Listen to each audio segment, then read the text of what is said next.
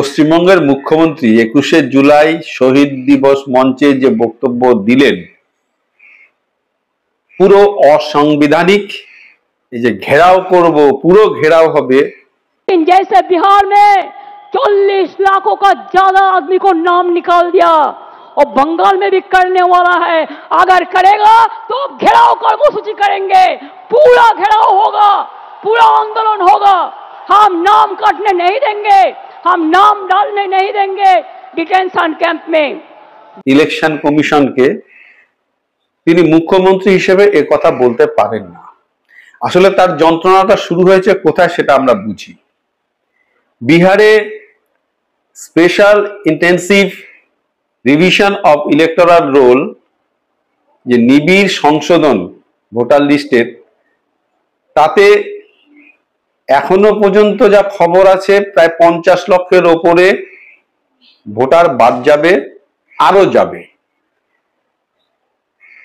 এখন এই একই কাজ পশ্চিমবঙ্গেও কিন্তু হবে, SIR, special intensive revision of the electoral role. পশ্চিমবঙ্গের তৃণমূলের ভোটারদের একটা বড় অংশ হচ্ছে অনুপ্রবেশকারী। এটা সিপিএম এরও ছিল, যার জন্য তিনি 2005 সালে লোকসভায় পেপার ছুঁড়ে মেরেছিলেন, সে ঘটনা আমরা জানি।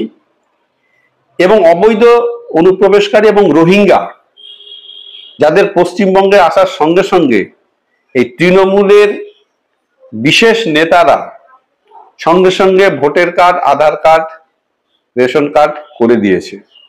এবং তিনি কাদের বাঁচাতে চাইছেন অজস্র উদাহরণ আছে পশ্চিমবঙ্গের বুকে। আমি এই যদি এক এক করে বলি, এই দেখুন একটা উদাহরণ আপনারা দেখে নিন।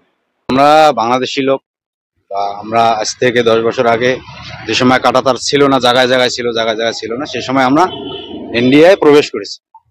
সেই সময় মানুষ এমনি যাওয়া আসা করতো।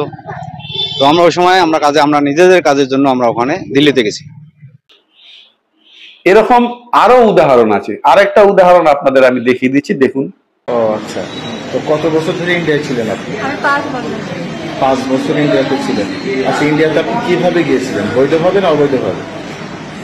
এইখান থেকে তো গিয়েছিলাম অবৈধভাবে।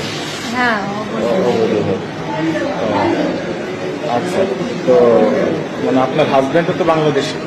হ্যাঁ, আমার হাজবেন্ড তো বাংলাদেশি। তার মানে ওখানে তারা নিজে মুখে স্বীকার করছে যে তারা বাংলাদেশ থেকে অবৈধভাবে প্রবেশ করেছে। তাহলে এদের জন্য পশ্চিমবঙ্গের মুখ্যমন্ত্রী কি ভাবছেন? এদের কি তাহলে ভোটার তালিকা থেকে বাদ দেয়া হবে না? কি করা হবে তাহলে? আসলে এরাই হচ্ছে তৃণমূলের মূল ভোটার এবং এদের ভোটেই তৃণমূল জিতে আসে। যার জন্যে যখনই তিনি বুঝতে পারলেন এই সমস্ত অবৈধ ভোটাররা বাদ যাবে, এই সমস্ত অবৈধ ভোটারদের তালিকা থেকে কেটে দেয়া হবে, তখনই তিনি ক্ষিপ্ত হয়ে গেলেন। আমরা দেখেছি দক্ষিণ 24 পরগনা, মুর্শিদাবাদে, বিশেষ করে দক্ষিণ 24 পরগনার বারুইপুরে 350-এর উপরে রোহিঙ্গা, সেখানে তাদের ঘর বাড়ি বানিয়ে দেওয়া হয়েছে। ভোটার কার্ড, আধার কার্ড, রেশন কার্ড হওয়ার পরে তারা উধাও হয়ে গেছে। ভারতবর্ষের বিভিন্ন রাজ্যে তারা চলে গেছে, পাঠিয়ে দেওয়া হয়েছে, লুকিয়ে দেওয়া হয়েছে। সেই সমস্ত ভোটাররা কিন্তু ভোট দেওয়ার সময় পশ্চিমবঙ্গে চলে আসে। এই সমস্ত ভোটাররা কিন্তু ভোটার লিস্ট থেকে বাদ যাবে। আর এখানে আরেকটা কথা বলে রাখি, মুখ্যমন্ত্রী মমতা বন্দ্যোপাধ্যায় যেমন 26,000 চাকরি চলে গেল, যোগ্য অযোগ্যদের এমন ভাবে তিনি মিলিয়ে দিয়েছিলেন যে সেটা আর আলাদা করা যায়নি, ইচ্ছা করে আলাদা করেননি। পশ্চিমবঙ্গের মুখ্যমন্ত্রীও ঠিক একই কাজ করছেন। তিনি অবৈধ অনুপ্রবেশকারী এবং রোহিঙ্গাদের সাথে শরণার্থীদের তিনি মিলিয়ে দিচ্ছেন। শরণার্থী আর অবৈধ অনুপ্রবেশকারী রোহিঙ্গা এরা কিন্তু এক নয়, কথাটা মনে রাখবেন।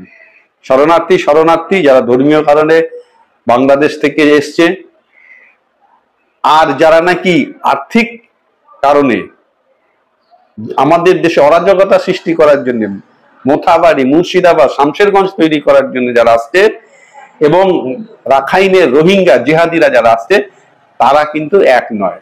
অবৈধ অনুপ্রবেশকারী আর শরণার্থী তিনি গুলিয়ে ফেলছেন যাতে কাকড় থেকে চাল আলাদা করা না যায়। কিন্তু তার এই প্রচেষ্টা সফল হবে না। পশ্চিমবঙ্গের বুকে এসআইআর হবে, তৃণমূল যতই বাধা দিক না কেন এসআইআর হবে, এবং আমি মনে করি পশ্চিমবঙ্গের থেকে 1 কোটি ভোটার বাদ যাবে। ভোটার লিস্ট থেকে 1 কোটি ভোটার কে এলিমিনেট করতে হবে, এখনো পর্যন্ত যা পরিস্থিতি। জয় হিন্দ, বন্দে মাতরম বন্ধুরা, নমস্কার, আবার দেখা হবে।